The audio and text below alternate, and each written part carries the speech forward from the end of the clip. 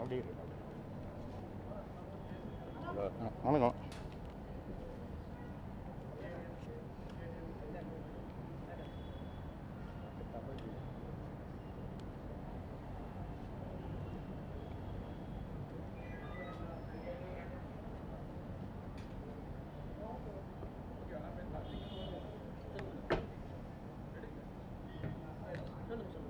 Sir, தேர்தல் நடத்தை விதிகள் அமலுக்கு வந்த பிறகு எந்த விதமான நலத்திட்டங்களோ அல்லது அரசு அறிவிப்புகளோ அல்லது அரசு திட்டங்களோ முன்னெடுப்புகளோ எதுவும் நடத்தக்கூடாதுங்கிறது தேர்தல் விதி. அதான் எலெக்ஷன் லா. ஆனால் இன்றைக்கு சேலம் மாவட்ட ஆட்சியர் அலுவலகத்தில் சுமார் 2063 செல்ஃபோன்கள், அந்த செல்ஃபோன்கள் மாவட்ட திட்ட அலுவலருடைய அலுவலகத்தில் இருந்ததாக சொல்கிறாங்க. அதை பெற்றுக்கொள்ள அங்கன்வாடி பணியாளர், பால்வாடி பணியாளர், பணித்தள பொறுப்பாளர்களெல்லாம் அழைச்சதாக சொல்கிறாங்க.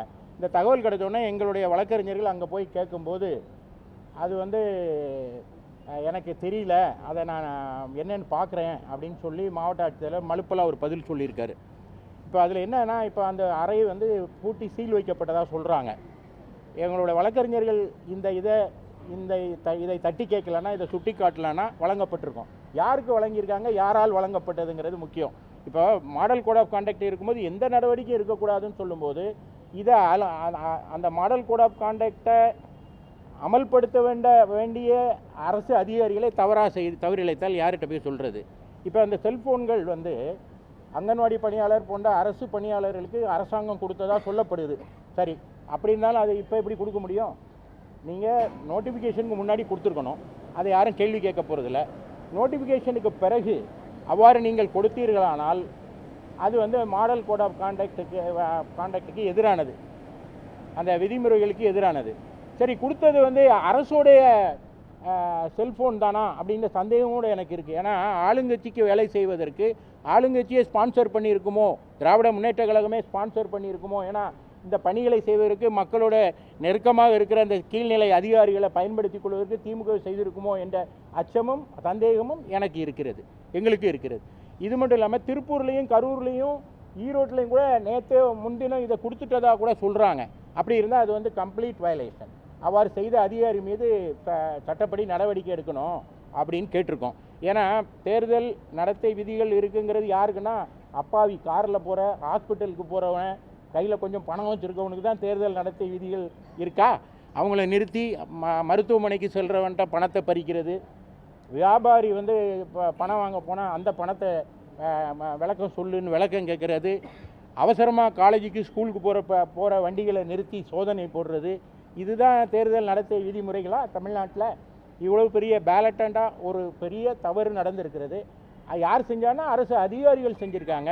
அப்போ அது யார் தட்டி கேட்பது என்ற வகையில் அது மிகப்பெரிய வயலேஷனுங்கனால நான் தேர்தல் ஆணையத்தில் இது குறித்து அதிமுக சார்பில் புகார் மனு அளித்துள்ளேன்.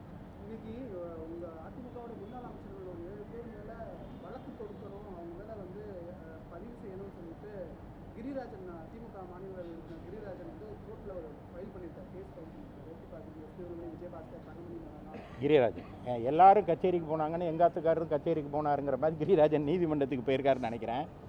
அதாவது நான் விவரமாக சொல்லணும், நாங்கள் நீதிமன்றத்துக்கு போனோம் நேரு மீது அந்த நடவடிக்கை எடுக்கணும்னு. ஏன் போனோம் அப்படின்னா, அமைச்சர் நேரு தன்னுடைய டிபார்ட்மெண்ட்டில் அப்பாயின்மெண்ட் போடும்போது அதில் மிகப்பெரிய ஊழல் நடைபெற்றிருக்கிறது அப்படின்னு நான் கண்டுபிடிக்கல, இடி கண்டுபிடிச்சு. அமலாக்கத்துறை அவர் சம்பந்தப்பட்ட இடங்களில் ரைடு நடத்தும் போது கிடைத்த ஆவணங்களின் அடிப்படையில் அதை தமிழ்நாடு டிஜிபிக்கு அனுப்பிச்சு அக்டோபர் மாதத்தில் அனுப்பிச்சு அது மேலே நடவடிக்கை எடுக்கணும்னு சொல்லியிருக்காங்க. இடி எந்த அதிகாரத்தில் இதை சொல்லுதுன்னா, பிஎம்எல்ஏ ஆக்ட் 66(2) பிரிவு இருக்குது. அதுபடி ஒரு லாஃபுல் அத்தாரிட்டி, ஒரு விசாரணை ஏஜென்சி தன்னிடம் கிடைக்கிற ஒரு தகவலை அது உண்மையாக இருக்கும் பட்சத்தில் அந்த தகவலை சம்பந்தப்பட்ட இன்னொரு விசாரணை அமைப்புக்கு கொடுத்து அது மீது நடவடிக்கை எடுக்க சொல்லலாம். ஏன்னா இடி அமலாக்கத்துறை எந்த சட்டத்தின் அடிப்படையில் ரைடு பண்ணுதோ அதில் பண்ணுது. ஆனால் அதை ஊழல் வழக்கை யார் தாக்கல் செய்ய முடியும்னா தமிழ்நாடு காவல்துறை தான் பண்ணணும். எனவே டிஜிபிக்கு அனுப்புகிறாங்க. டிஜிபி அதை வாங்கி வச்சுக்கிட்டு அதை ஊற போட்டுட்டாங்கன்னு நாங்கள் கோர்ட்டில் சொல்லுவோம். ஊற போட்டார். அதுக்கப்புறம் அதில் நடவடிக்கையே எடுக்கல. அவ்வாறு எடுக்காமல் இருக்கும்போது சென்னை உயர்நீதிமன்றம் வேற ஒரு வழக்கில் ஒரு அப்சர்வேஷன் சொல்லுச்சு. இது மாதிரி விஷயங்களில் நீடியே திருப்பி வழக்கு பதிவு பண்ணுங்கன்னு கேட்க முடியாது, ஒரு தனிநபர் கேட்க முடியும்னு சென்னை உயர்நீதிமன்றம் ஒரு அப்சர்வேஷன் சொல்லியிருக்கு. இந்த சூழ்நிலையில் பிரதான எதிர்க்கட்சியாக இருக்கிற அனைத்து இந்திய அண்ணா திராவிட முன்னேற்ற கழகம் தான் அதை தட்டி கேட்கணும். ஏன்னா அதை நீதிமன்றத்தில், மக்கள் மன்றத்தில், சட்டமன்றத்தில் இதை எடுத்து வைக்கிற பொறுப்பும் கடமையும் அதிமுகவுக்கு இருக்குது. ஏன்னா நாங்கள் தான் தொடர்ந்து திராவிட முன்னேற்ற கழகத்தினுடைய சட்டம் ஒழுங்கு சீர்குலைவை, ஊழலை, அவங்களுடைய எடுத்தேன் கவிழ்த்தேன் என்று ஆட்சி நடத்துகிற தன்மையை பல மட்டங்களில் கேள்வி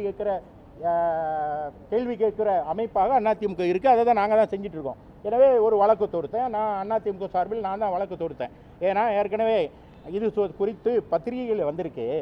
ஆனால் இன்னும் தமிழ்நாடு அரசு டிஜிபி நடவடிக்கை எடுக்கல அப்படின்னு சொல்கிறோம். அப்போ அவ்வாறு இடி கொடுத்த தகவல்கள் தவறாக இருந்தால் இடி மேலே மான நஷ்ட வழக்கோ அல்லது கிரிமினல் வழக்கையோ தமிழ்நாடு அரசு தொடுத்துருக்கணும், அமைச்சர் தொடுத்துருக்கணும். என் மேலே அப்படி எதுவுமே இல்லையே, எப்படி நீங்கள் இப்படி கொடுப்பீங்கன்னு.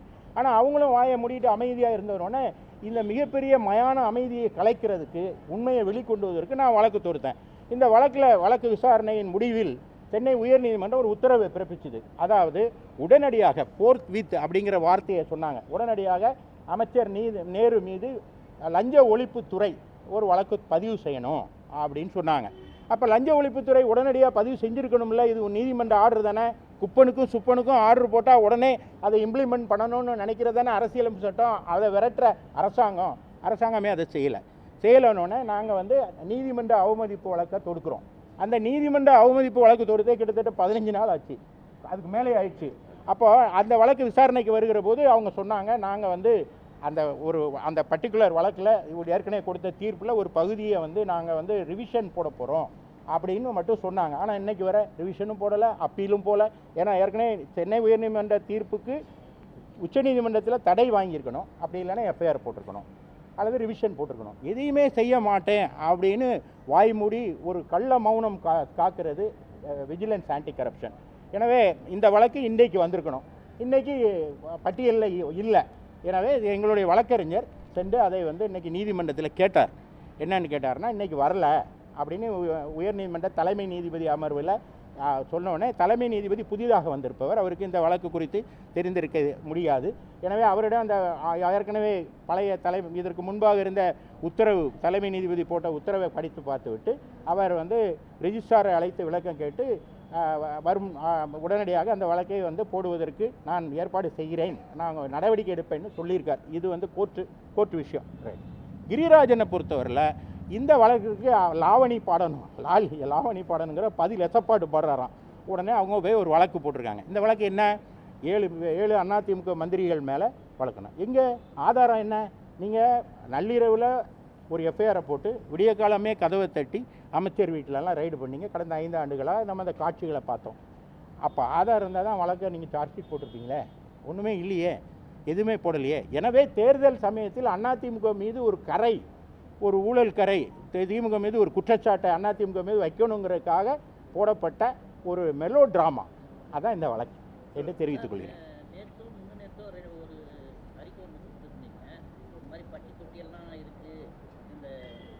பட்டியல் போட்டு வச்சுருக்காங்க, இங்கே அடைச்சி வச்சுருக்காங்க, இந்த இடத்துக்கு பணம் பட்டுவாடா பண்ணுறதுக்காக பண்ணியிருக்கிற மாதிரி சொல்லிட்டு அது தேர்தல் ஆணையத்துக்கு கொடுத்துருக்கீங்க. அது மீது ஏதாவது நடவடிக்கை எடுத்துருக்கீங்க? தேர்தலில் நடவடிக்கை எடுக்கல.